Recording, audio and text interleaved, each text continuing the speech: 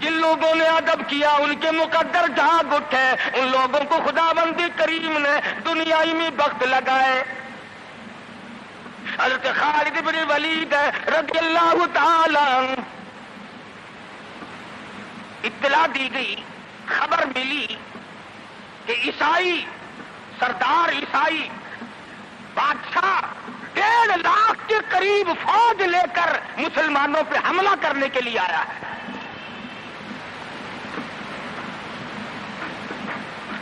حضرت خالد بن ولید رضی اللہ تعالی عنہ کو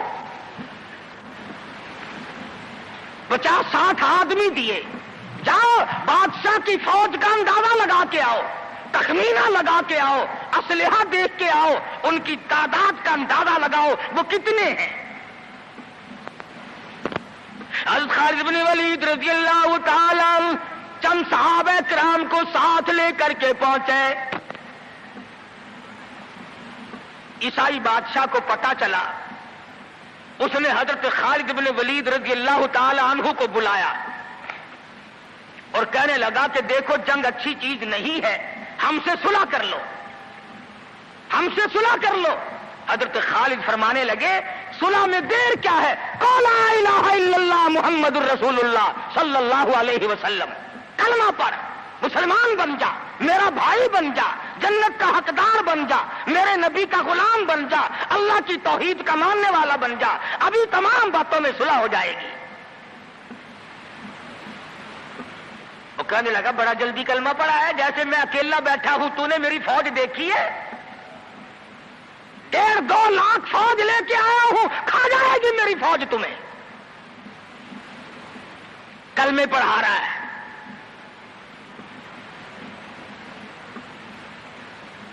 حضرت خالد کو کہنے لگا تجھے پتا نہیں تو کس کے سامنے کھڑا ہے؟ فرمایا ہاں ایک عیسائی کافر کے سامنے کھڑا ہوں۔ وہ کہنے لگا ہے کوئی جلاد؟ فوراً تلوار لے کر حاضر ہو گئے، کہا اس گستاخ کی گردن کاٹ مارو۔ حضرت خالد کے ساتھ 2 آدمی اور تھے،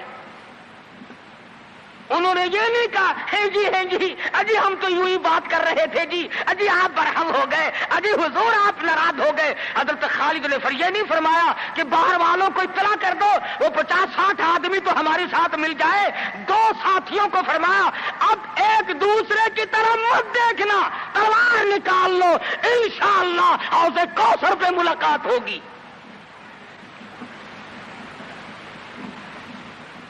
3 آدمی 1.5-2 لاکھ کے مقابلے میں ٹکرا گئے، یہ نہ سوچا کہ ہوگا کیا۔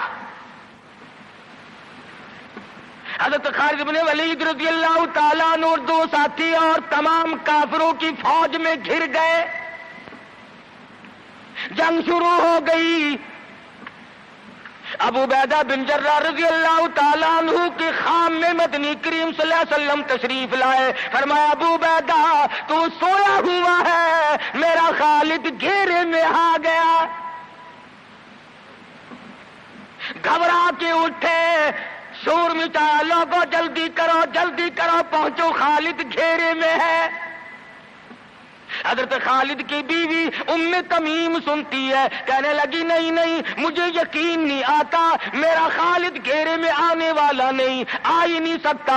گھر میں کھڑی ہو کر چاروں طرف نظر مارتی ہے، دیکھتی کیا ہے؟ وہ ٹوپی جس میں امام الانبیاء محبوب کبریا حضرت محمد مصطفیٰ صلی اللہ تعالی علیہ وسلم کے منہ مبارک رکھے ہوئے تھے، وہ بھول آئے۔ ام تمیم کہتی ہے خالد تو ضرور گھیرے میں آ گیا، تیری ٹوپی یہاں رہ گئی۔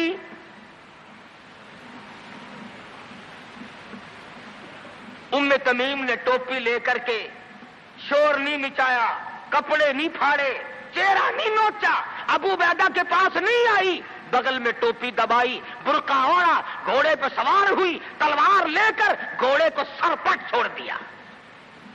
صحابہ دیکھ رہے تھے، ارے یہ کون ہے؟ یہ کوئی جاسوس معلوم ہوتا ہے، اسے پکڑو۔ صحابہ نے گھوڑے دوڑائے، گھیرے میں لے لیا، پوچھا برقع پوش تو کون ہے؟ کہنے لگی نہ چھیڑو، خالد کی بیوی ام تمیم ہوں۔ تو کہاں چلی ہے؟ کہنے لگی میرا خالد گھیرے میں آ گیا، ٹوپی گھر پہ بھول گیا، وہ پہنچانے چلی ہوں، ہمیں دے دے ہم پہنچا دیں گے، تو عورت ذات ہے۔ کہنے لگی خالد کی جو قدر میں جانوں تم نہیں جانتے، جان دے دوں گی مگر ٹوپی کسی کو نہ دوں گی۔ نکل پڑی، آ کے دیکھا تلواریں چل رہی ہیں، گاجر مولی کی طرح آدمی کٹ رہے ہیں، حضرت خالد بن ولید بیچ میں ہے۔ ام تمیم نے تلوار نکال کر چلانی شروع کر دی، گاجر کی طرح لوگوں کو کاٹ مارا۔ خود حضرت خالد کہتے ہیں او میرے ساتھیوں، اس نوجوان کو پہچانو، اس برقع پوش کو پہچانو، اس نقاب پوش کو پہچانو، یہ کون ہے؟ جب سامنے گئی نقاب اٹھا کے کہنے لگی خالد تیری بیوی ام تمیم ہوں، یہ ٹوپی بھول آئے ہو، پہنچانے آئی ہوں۔ اور کراچی کے مسلمانوں تم نے کبھی سوچا نہیں خالد کے سر پہ نبی کی ٹوپی نہیں، جس میں نبی کے بال رکھے ہوئے تھے، وہ گھیرے میں آ گئے۔ آج تیرے پاس قرآن نہیں، تو گھیرے میں ہے۔ وہ ٹوپی گھر پہ بھول آیا تھا، تو قرآن کو مسجد میں قید کر کے آیا، آج تو کفر کے لرزے میں پھنسا ہوا ہے، تو گھیرے میں ہے، تجھے کوئی نہیں نکال سکتا اللہ کے قرآن کے سوا۔ تم کتنی عسکری طاقت بڑھاؤ، تم تعداد بڑھا لو، تم چھوٹے بڑے زور لگاؤ، کتنی تم کوشش کرو، خدا کی قسم جب تک تم اللہ کا قرآن لے کر کے نہیں بیٹھتے اس وقت تک تمہارا گھیرا نہیں ٹوٹ سکتا۔ تم نے اللہ کے قرآن کو مسجد میں قید کر دیا۔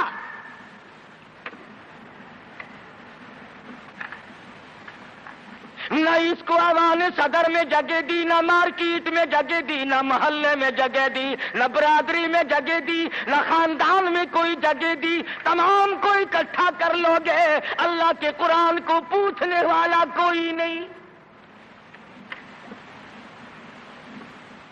کون پوچھے؟ حضرت خالد تو صرف ٹوپی بھول کر آئے تھے، ہم نے قرآن ہی بھلا دیا، نبی کی سیرت کا آئینہ بھلا دیا۔ خدا کی قسم نبی نے امانت تمہارے سپرد کی ہے، میدان حشر برپا ہوگا اور اللہ کا پیغمبر کھڑا ہو کر تم سے مطالبہ کرے گا، لاؤ میری امانت کہاں ہے؟ کچھ لوگ کہیں گے اور جی ہم تو عشق کی وجہ سے ایسا کر بیٹھتے ہیں، محبت میں ہمیں پتہ ہی نہیں چلا قرآن کہاں رہ گیا، محبت میں ہمیں پتہ ہی نہیں چلا قرآن رہ کہاں گیا۔ اور تجھے کیسی محبت ہے، تجھے کیسا عشق ہے کہ تجھے آج تک پتہ نہیں چلا۔ عشق تو صحابہ کرام کو تھا۔ مدینہ منورہ ہے، اللہ پاک ہر مسلمان کو مدینہ پاک کی زیارت نصیب فرمائے۔ خدا کی قسم مدینے کی ہوا میں جو خوشبو ہے تمہاری، وہ کستوری میں نہیں ہو سکتی، وہ مشک میں نہیں ہو سکتی، وہ عنبر میں نہیں ہو سکتی، وہ زعفران میں نہیں ہو سکتی۔ ارے مدینے کی ہوا میں جو خوشبو ہے، جو گنبد خضرا سے ٹکرا کر آتی ہے، اس ہوا میں خوشبو بھی نرالی ہے۔ صحابہ کہتے ہیں کہ جب ہم نبی صلی اللہ علیہ وسلم کو تلاش کرنے کے لیے نکلتے تو کسی سے پوچھتے نہیں پھرتے تھے، بلکہ مدینے کی ہوا بتاتی تھی ادھر آؤ ادھر آؤ، حضور ادھر تشریف لے گئے۔ مدینہ منورہ میں ایک جنگ کی تیاری فرمائی، صحابہ کرام کا لشکر تیار فرمایا۔ حضور اکرم صلی اللہ علیہ وسلم نے، جمعے کا دن ہے، صبح کا وقت ہے، لشکر کو ساتھ لے کر کے تشریف لے گئے، 2-3 میل تک رخصت فرمانے کے لیے گئے، دعا کر کے واپس آ گئے، اللہ تمہیں کامیاب فرمائے۔ صحابی ہے حضور اکرم، سب کہہ دو صلی اللہ علیہ وسلم کا۔ آؤ عشق کی بات تمہیں بتاؤں۔ حضور اکرم صلی اللہ علیہ وسلم نے روانگی کے وقت فرما دیا، توجہ کرنا، لشکر کو رخصت کرتے وقت فرما دیا، اور میرے دیوانوں اور پروانوں اور میرے جانثاروں بات سنو، پہلے جھنڈا جعفر طیار رضی اللہ تعالیٰ عنہ کے ہاتھ میں دینا، پھر جھنڈا عبداللہ ابن روا کے ہاتھ میں دینا، پھر جھنڈا اسامہ بن زید کے ہاتھ میں دینا۔ حضور کے کلام کی مراد کو اگر صحابہ نہیں جانتے تو کون جانتا ہے؟ سمجھ گئے صحابہ کہ جعفر طیار شہید ہوں گے، یہ جو حضور نے فرمایا پھر اس کو دینا، پھر اس کو دینا۔ حضور صلی اللہ علیہ وسلم کے کلام کی، فرمان کی، ارشاد کی مراد اور منشا غرض و غائب صحابہ سمجھ گئے کہ جعفر طیار شہید ہوں گے، اور پھر عبداللہ بن روا بھی شہید ہوں گے، اور اسامہ بن زید بچ کے آئیں گے۔ صحابہ کا تجربہ تھا حضور کے کلام کو سمجھنے کے لیے۔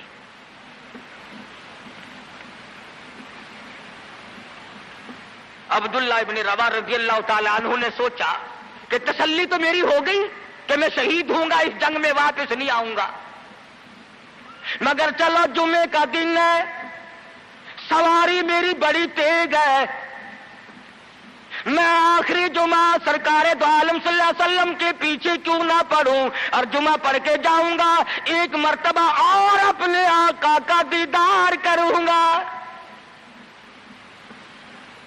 واپس مدینے میں آئے، گھر نہ گئے، بیوی بچوں میں نہ گئے، باغ و بہار میں نہ گئے، فصل باڑی میں نہیں گئے، لوگوں میں نہیں گئے، سیدھے مسجد نبوی میں تشریف لائے۔ جمعے کی نماز کے بعد مدنی کریم صلی اللہ علیہ وسلم سے سلام کیا۔ حضور نے فرمایا عبداللہ میں نے تو تجھے صبح رخصت کیا تھا لشکر کے ساتھ، تجھے صبح روانہ کر دیا تھا، تو چلا گیا تھا فوج کے ساتھ۔ عرض کیا یا رسول اللہ میرے ماں باپ قربان ہو جائیں، آپ کے فرمان سے میں نے یہ اندازہ لگایا کہ میں شہید ہو جاؤں گا، میرا یہ آخری جنگ ہے، یہ آخری جہاد ہے۔ میرے دل میں ایک بات آئی، آج جمعے کا دن ہے، اپنے آقا کے پیچھے جمعہ بھی پڑھوں، آخری جمعہ پڑھوں اور آخری دیدار کر کے جاؤں۔ اب تھوڑے سے مجھے آپ بول کے بتائیں عبداللہ ابن رواح کا یہ عشق ہے کہ نہیں؟ کوئی ڈر کی بات نہیں، کوئی خوف کی بات نہیں، بیوی بچوں کی محبت نے نہیں کھینچا، باغوں کو دیکھنے نہیں گیا، بچوں سے ملاقات کے لیے نہیں گیا۔ ارے حضور کا عشق ہے، کہتا آخری جمعہ، آخری دیدار، آخری ملاقات۔ اور عرض کیا میرے آقا میں اپنے ساتھیوں کو جا ملوں گا، میری سواری بڑی تیز ہے۔ امام الانبیاء محبوب کبریا حضرت محمد مصطفیٰ صلی اللہ علیہ وسلم کا چہرے انور سرخ ہو گیا۔ فرمایا عبداللہ تو ساتھیوں کو نہیں مل سکتا، نہیں مل سکتا، جب تیرے ساتھی جنت میں جائیں گے 500 سال بعد میں بہشت میں جا سکے گا۔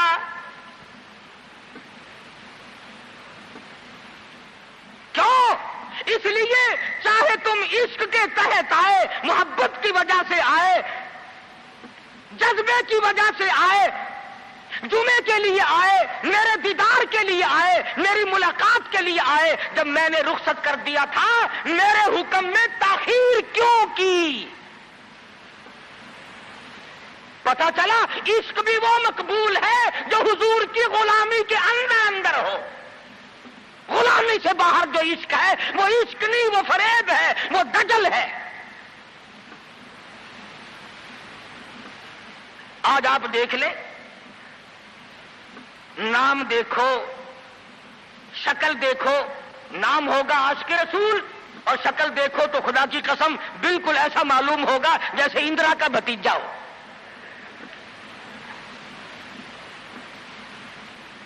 پہچان نہیں سکے گا آدمی۔ کیا کر سکتا ہے آدمی شکل میں؟ صورت نہیں، سیرت نہیں، لباس نہیں، اخلاق نہیں، کردار نہیں، تمام چیزوں کا تختہ نکال کے رکھ دیا ہے۔ اور آج قوم اسی وجہ سے مصیبتوں سے دوچار ہے، وہ نرغے میں پھنسی ہوئی ہے، وہ نکل نہیں سکتی، وہ سہارا ڈھونڈ رہی ہے مادی قوت کا۔ حضور ناراض ہو گئے صلی اللہ علیہ وسلم۔ صحابی کہتے ہیں میں چاہتا تھا زمین پھٹ جائے، مجھے لقمہ بنا کر نگل جائے۔ صحابی کہتا ہے مجھے زندگی تلخ لگنے لگی، ہائے میرے آقا مجھ سے ناراض کیوں ہو گئے؟ عبداللہ بن روا تشریف لے گئے، گھر پھر بھی نہیں گئے، بال بچوں میں پھر بھی نہ گئے، اور جا کر کے جہاد میں شریک ہو گئے۔ 3 دن گزر گئے، کوئی چیز حلق میں نہ گئی، کمر سیدھی نہیں ہو سکتی تھی، جنگ سخت تھا، لڑائی شدید تھی، تلواریں چل رہی تھی۔ عبداللہ بن روا فرماتے ہیں مجھے بھوک لگی، سیدھا کھڑا نہیں ہو سکتا تھا، مجھے یاد آیا میرے تھیلے میں گوشت کے خشک ٹکڑے موجود ہیں، میں ان کو منہ میں لے کر ذرا چوسنے لگا، مجھے مدینے کا باغ یاد آیا، مجھے بیوی یاد آئی، مجھے اولاد یاد آئی۔ اے نبی کے دیوانے کا طرز زندگی دیکھ۔ صحابی کہتا ہے میں نے انگلی حلق میں ڈال کر وہ بوٹی باہر نکال دی، کہا اچھا میں تجھے کچھ کھانے کے لیے دینے لگا ہوں تو یہاں بیٹھ کر گھر یاد آیا، کھڑے ہو گئے اور فرمانے لگی اور میری بیوی اور تمہیں طلاق ہو، اور میرے باغ بہار جاؤ، اسلام کے لیے وقف ہو تم، آج کے بعد میرے نہیں۔ کسی نے پوچھا کیا کہہ رہے ہو؟ فرمایا ہاں ہاں، نقشہ سامنے کیوں آیا؟ آخری وقت میں دنیا کا نقشہ میری آنکھوں میں کیوں کھینچا؟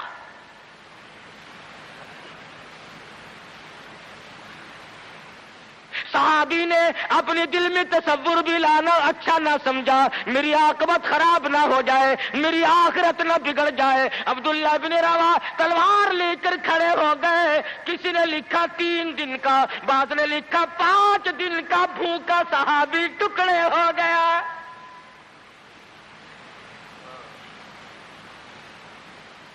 یہ تھا عشق جسے عشق کہا جاتا ہے، لیکن حضور کی اندازہ لگاؤ حکم میں تاخیر کی وجہ سے 500 سال بعد کو بہشت میں جا سکے گا، اور جنہوں نے حضور کے احکام کو سرے سے ٹھکرا دیا، سرے سے ماننا ہی نہیں، انکار کر دیا، اب یہ فیصلہ تم کرو، اب یہ فتویٰ تم دو کہ وہ جنت میں کب جائیں گے۔ امام الانبیاء محبوب کبریا حضرت محمد مصطفیٰ صلی اللہ تعالی علیہ وسلم کے دیوانوں نے حد کر دی، پروانوں نے حد کر دی، جس صورت سے بھی ان کو لگایا گیا اسی صورت سے وہ آگے بڑھتے رہے۔ فاروق اعظم کی حکومت ہے، سب کہہ دو رضی اللہ تعالی عنہ۔ مصر کے علاقے میں کافروں نے ایک سازش بنائی، لڑکیوں کو ہار و سنگار کر کے کوٹھے پہ کھڑا کر دیا۔ پروگرام مسلمانوں کو پہلے معلوم ہو گیا کہ مسلمان فوج کے کلچر کو تباہ کرنا چاہتے ہیں، مسلمان کے اخلاق و کردار کو برباد کرنا چاہتے ہیں۔ فاروق اعظم کو خط لکھا، اور راستہ کوئی نہیں فوج کے گزرنے کا، ایک ہی راستہ ہے، اور اس راستے کو خراب کر دیا گیا، اس راستے میں کانٹے بچھا دیے گئے، حسن کی دولت بکھیر دی گئی تاکہ مسلمانوں کا دل خراب ہو۔ ارے یہ کافر کا بھی عقیدہ ہے کہ اگر مسلمان کا پاؤں پھسل گیا پھر یہ جہنم سے ارے نہیں ٹھہرتا۔